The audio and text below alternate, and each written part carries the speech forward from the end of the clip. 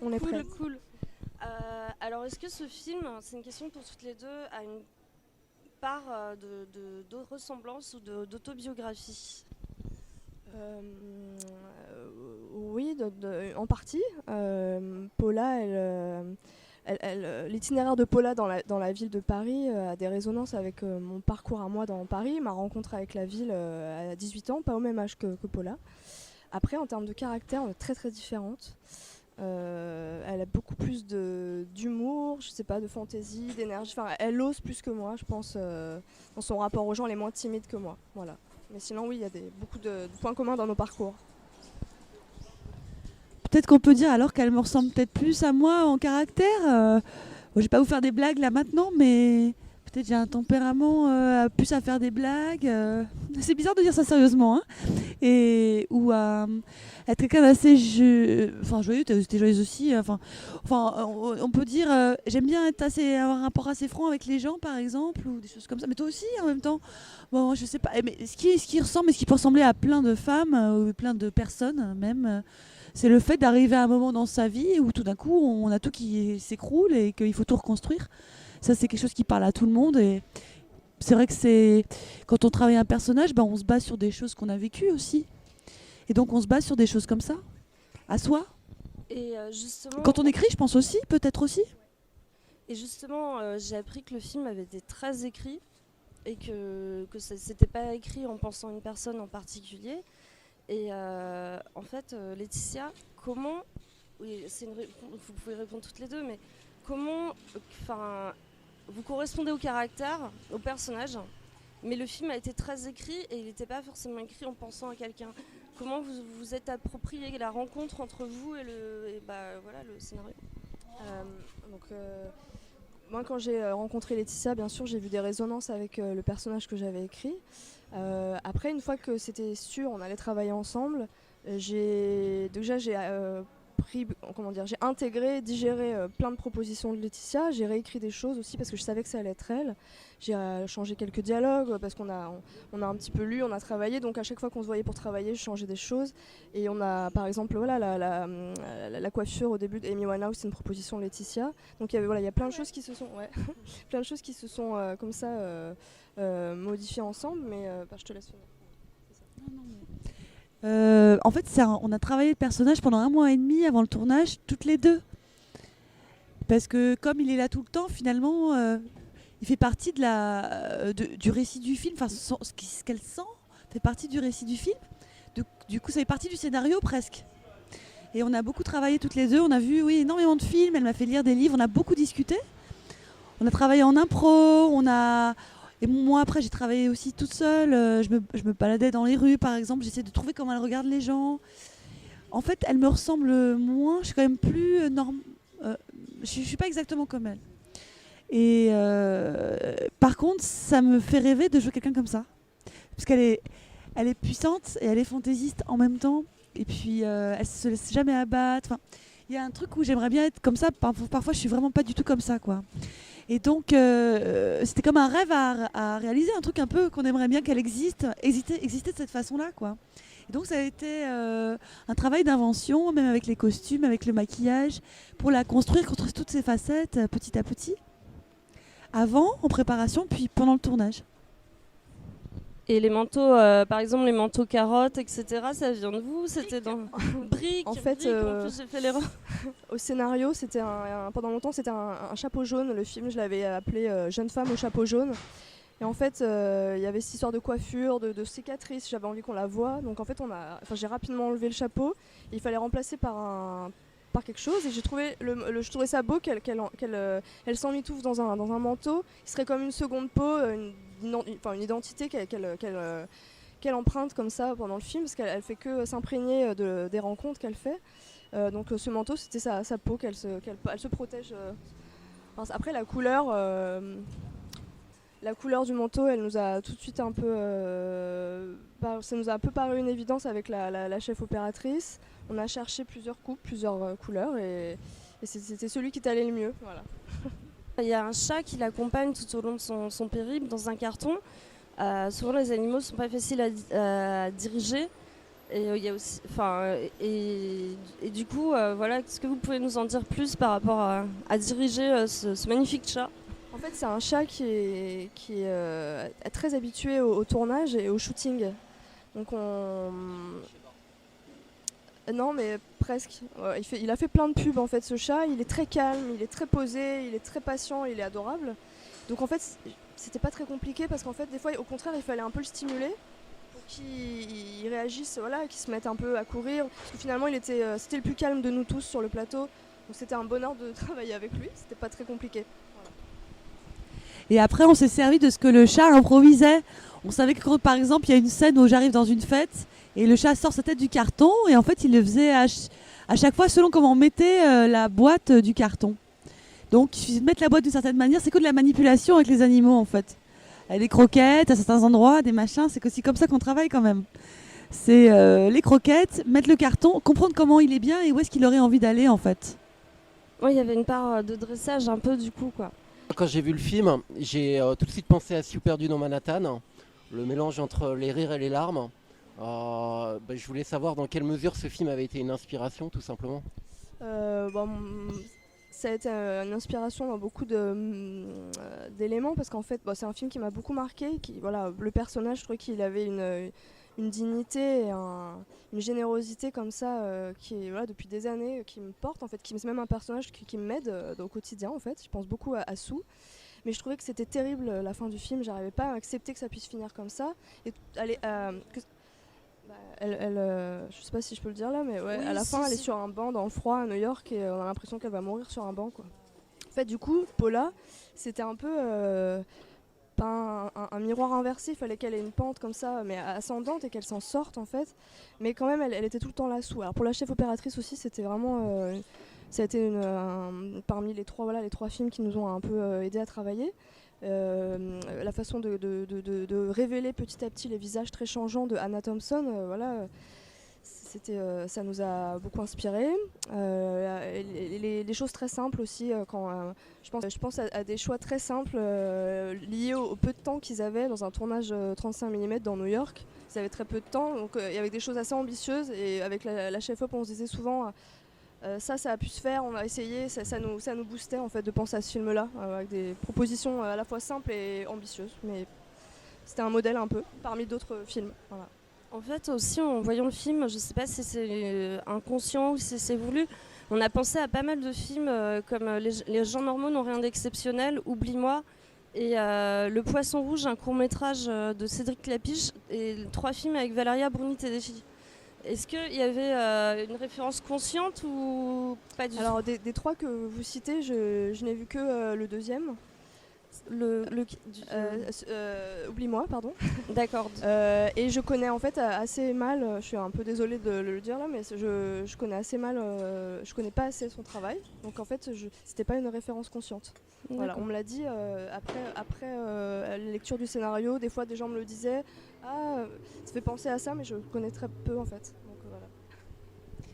Moi, j'aime beaucoup Les gens normaux n'ont rien d'exceptionnel, mais plus largement, quand j'ai lu son scénario, ça me faisait beaucoup penser à ces films, oui, des débuts des années 90, même les premiers Pierre Salvadori, même Hélène Filière, oui, Noémie Lvovsky, mais même La vie ne me fait pas peur d'une certaine manière. Parce que il y a quelque chose, c'est des personnages qui sont dans la galère et courageux. Et je trouve que c'est toute une autre résonance que de le faire maintenant, ce film. Je sais pas pourquoi, mais c'était quelque chose qui était beaucoup plus accepté dans les années 90 que maintenant. Un film comme ça, qui me semblait beaucoup plus mainstream, on va dire. J'avais plus mon français, mais oui, plus courant. Ouais, voilà, c'est tout. Au niveau de la thématique du rejet, dans l'écriture scénaristique, c'est avec quelle place? Je trouve que c'est une situation quand on est un peu rejeté, que ce soit l'amour ou enfin voilà, tout ce qui est je trouve que c'est souvent quelque chose qui est raillé ou qui est ridiculisé des fois ou juste un peu balayé. Et en fait, c'est un vrai état de se sentir oublié, rejeté, plus aimé. Il y avait envie, voilà, il y a une envie de réhabiliter un peu ça, cette sensation-là, et de commencer avec un état complètement de crise au début, des d'explosion en fait. Le personnage au début il implose quoi. Donc c'était le point de départ, c'était l'ambition d'écriture, c'était de faire aussi de faire en sorte qu'on s'attache à quelqu'un à partir de cet état-là, qui est pas tout à fait l'état, qui est un état animal quoi. Donc c'est ça. Après Paula elle a un instinct de survie animal aussi. Donc du coup elle sait changer de peau, elle mange, elle touche les autres, elle touche les objets, c'est des choses très concrètes en fait. Elle s'approprie le monde petit à petit. Donc du coup, je sais pas, le début. C'est comme ça qu'elle se reconstruit, Voilà, en étant dans c'est le ça. présent, en touchant les choses, en étant avec les gens durant le rejet, elle en fait un jeu.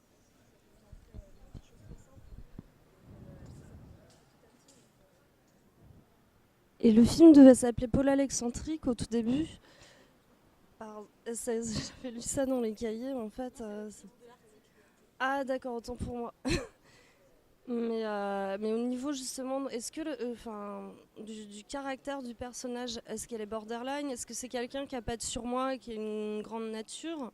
Est-ce qu'elle est folle selon certains ou moi je la vois pas comme ça, mais c'est des questions que se posent des gens après le visionnage du film parce que c'est un peu un caractère hors du commun. Donc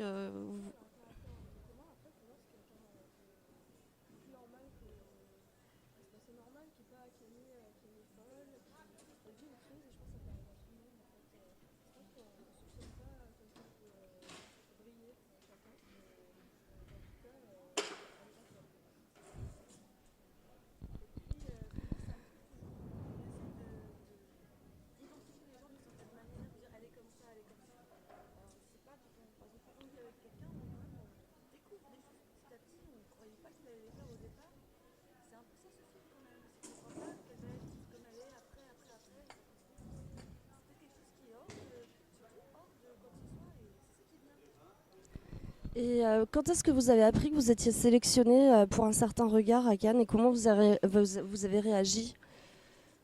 C'était le matin en fait, quelques heures avant la conférence.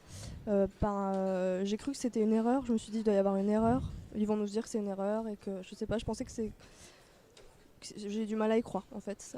Ça a duré quelques jours, j'avais des doutes et je comprenais pas, voilà, parce que c'était un peu trop énorme, voilà, pour le film. Voilà. Et vous, tu l'as su avant moi? Je l'ai su à minuit 45 en rentrant d'un taxi, je venais de jouer. Et j'ai vu ça, j'étais dans le taxi avec quelqu'un et j'ai fait « Oh, mais c'est incroyable !» Voilà, comme ça. Et l'accueil qui a été réservé au film, ça vous a ému? Parce que j'ai même vu que vous trembliez des jambes un petit peu, mais c'est impressionnant aussi devant tout ça. C'est impressionnant parce qu'on écrit, on est seul avec un scénario pendant longtemps. Après, on essaie de le produire, on essaie de faire en sorte que tout aille bien. Après, on est en équipe, on est en famille, on le fait. Et puis, bien sûr, on sait qu'on va le montrer à un moment, mais là, c'était très fort hier. C'était beaucoup de monde d'un coup, avec aussi des comédiens qui ne l'avaient pas vu. J'étais très émue qu'ils soient là, qu'ils le découvrent dans cette salle. C'était très important. Toute l'équipe, une grande partie de l'équipe vraiment était là. Et on était pour beaucoup, on était la première fois qu'on faisait un long métrage. On avait beaucoup de responsabilités sur ce film, on l'a fait comme ça avec beaucoup d'énergie, donc j'étais tellement fière pour l'équipe que c'était magnifique de le montrer hier comme ça. J'ai senti que les gens réagissaient bien, ça a plus ri que ce que je pensais, alors j'étais très étonnée, très contente de ça. Voilà, j'ai trouvé qu'il y avait une belle écoute. Je te laisse. Non, mais parfois il riait et j'avais l'impression qu'il se moquait du film. Bah mais... ouais. À Cannes, ils font souvent ça. Les gens rigolent même devant des films. Ah bah vous le confirmez alors? Il riait du film, non, il se moquait? Ça veut pas dire ça. C'est que par exemple, Dumont ou Leclerc Denis, les gens riaient. Parce que les gens sont à cran, donc ils pleurent, ils rient, ils crient. C'est des effets nerveux. Mais ça veut pas dire qu'ils trouvent... Non, qu'ils se moquaient pas. Bon, ils aimaient bien. Et puis après, les lumières sont allumées quand même. Et puis les gens, ils se sont mis debout. C'était quand même un truc, ça. Et pas tout le monde, parce qu'il y a beaucoup de gens qui étaient partis de notre projection, mais ceux qui étaient là, ils étaient quand même debout. C'était un truc de fou, quoi. À l'étage et tout. Avec la lumière, bam. Enfin, c'est quelque chose... c'est un peu... On a l'impression que c'est irréel. J'ai appris d'ailleurs que vous aviez serré la main de Nicole Kidman, et que c'est votre première Elle fois. est... oui, que c'est la première fois que vous êtes à Cannes, a priori. Enfin voilà, peut-être la première fois à Cannes tout court. Non, j'étais à la bataille pour la bataille de Solferino en D'accord. 2013. Mais là, c'est un autre genre parce qu'on est vraiment.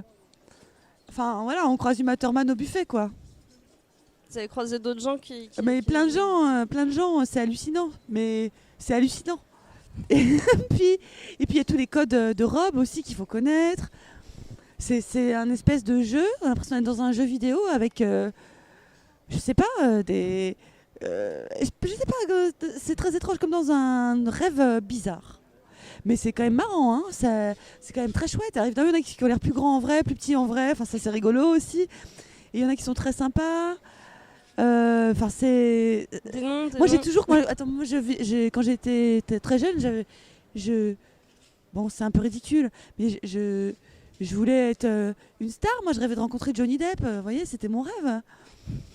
Et Comme beaucoup. oui, il n'est pas là, Johnny Depp. Oui, mais ce que je veux dire, c'est que après, on fait son métier pour des choses concrètes, pour la passion, pour rencontrer des gens. Ça devient concret après. Et tout d'un coup, quand ça devient le rêve qu'on avait ado, qui se transformé, devient réalité, c'est très très bizarre. Mais c'est vraiment, c'est très drôle. Hein. Ça nous fait beaucoup rire. Hein. Et c'est On va au photocall, les gens crient notre nom, vous voyez, c'est quand même marrant, quoi. et le côté justement glamour paillettes, parce que J'adore. Vraiment. Ah oui, les robes, Ah j'adore. C'est très embêtant, il faut passer beaucoup de temps à les choisir, la machin. Mais c'est quand même génial, porter des beaux habits. Il y a des gens qui prennent. On m'a rapporté une robe pour monter les marches en avion de Paris. Ils me l'ont déposée et après il y avait un garde du corps qui me. J'ai l'air complètement idiote, hein, je suis désolée. Non, pas mais du tout, qui me toutes les mettait des étoiles. bijoux. Et j'ai monté les marches, je redescendais, il y avait un autre garde du corps qui me prenait les bijoux parce que c'était des trucs qui coûtaient très cher. C'est quand même rigolo, quoi. Voilà. Non, mais mais ça Moi, vous le a jeu de plu, Cannes m'amuse beaucoup. Hein. Ah ouais, les coiffures, les machins, c'est génial. Bah maintenant vous êtes Nicole Kidman du coup. Quoi Vous êtes Nicole Kidman, vous êtes de l'autre côté du miroir maintenant. Vous êtes sur les marches en belle robe avec les bijoux qui pouvaient être des millions. Oui, bah justement, on voit que c'est une demi-heure par jour et une semaine de boulot avant, quoi. Et autrement, ouais, au niveau de l'équipe, l'équipe est exclusivement féminine et cela intriguait Il y a quand même certains des hommes. hommes. Il y a quand même des hommes. certaines- Pardon. Ouais, l'équipe technique est exclusivement féminine. Ça a intrigué certains hommes. Moi, ça me choque pas du tout. J'ai même pas fait attention. Il mais- y a quand même des hommes. Il y a un machinot, un chef électro. Non, il n'y a pas que des femmes, mais il y a quand même majoritairement des femmes. Vous dites que ça a intrigué les hommes, c'est ça Oui, qui ont remarqué, tiens, il y a plein de, c'est vraiment une équipe de femmes. Tiens, elle a choisi des femmes, etc. Alors, je les ai pas choisis parce que c'était des femmes, j'ai choisi parce que c'était les meilleurs pour le poste à chaque fois. Mais c'est normal alors que ça attire l'attention parce que c'est pas encore devenu normal que les femmes soient à des postes clés. Donc c'est ce que je disais avant de lancer le film, c'était que oui, c'était un film avec beaucoup de femmes, mais c'était un film avant tout, et que c'était des talents qui se rencontraient pour faire un film, et que bientôt, j'espère, et j'en suis sûre, dans quelques années, ça sera tout à fait passé dans les mœurs, voilà, parce que c'est tout à fait normal. Et vous allez éventuellement retourner toutes les deux ou Jamais, plutôt mourir. Plutôt crevé. On parlait du casting féminin, il y a aussi la musique hein, qui est Oui. entièrement composée par Julie, excusez-moi j'ai oublié son nom. Alors en Ouais. fait, elle n'est pas entièrement composée par Julie Rouet. Il y a un morceau de jazz de Jill Evans, Las Vegas Tango. Il y a Coup de Lame qui a signé Love Song. Et après, tout le reste, c'est Julie Rouet, en effet, compositrice avec qui j'ai travaillé sur Body, mon moyen métrage. J'avais beaucoup aimé travailler avec elle, cette rencontre. Donc on a remis ça. Et ouais, c'est quelqu'un de brillant, vraiment, qui peut tout faire. C'est magique, Julie. mais vous traitez plein de sujets qui devraient être la fin du monde pour certaines personnes et qui sont toujours montrés de manière positive, heureuse, légère. On n'est jamais... voilà, c'est comme vous disiez, c'est un peu le miroir inverse de Sous perdu à Manhattan. Ah oui, parce qu'après, on a envie de... Enfin, moi, en tant que spectatrice, j'ai envie d'aller voir des personnages qui me portent, qui me mettent dans la vie, qui me donnent un peu d'espoir. Donc, j'ai du mal avec quand c'est noir total, quoi, quand il n'y a pas d'espoir du tout. Je trouve ça trop dur et ça est trop violent. Donc, sur ces questionnements-là, si j'avais besoin que le personnage il m'emporte, il m'aide à répondre à des questions et il me porte quoi.